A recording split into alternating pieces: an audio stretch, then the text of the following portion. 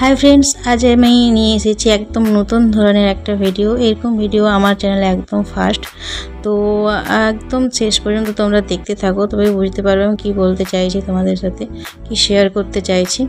তো এই দেখো হেয়ারটা ইনি এক সপ্তাহ আগে কোথাও থেকে কালার করে এসেছিলেন, যেখানে একটা নন ব্র্যান্ডেড কালার দিয়ে চুলটা কালার করার চেষ্টা করেছিল, আর কোনোভাবে কোনো কেয়ার করে দেয়নি ঠিকমতো। আর যেখান থেকে কাটিং করে এসেছিলেন সেখানে বলেছিল স্টেপ কাট করা আছে, স্টেপ কাটও করা নেই ঠিকমতো। স্টেপ কাট মানে উনি বলেছিলেন স্টেপ কাট করতে, কিন্তু স্টেপ কাটও হয়নি, আর হোয়াইট হেয়ারগুলো কভারেজ হয়নি।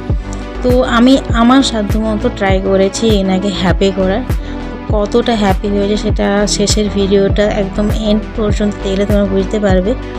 তো পুরো আমি চুলের কালার করে এনার ট্রিটমেন্ট করে চুলটা একদম নর্মাল করে দিয়েছি। দেখো প্রথমে কি অবস্থায় ছিল চুলটা, আমি কি অবস্থায় এনেছি।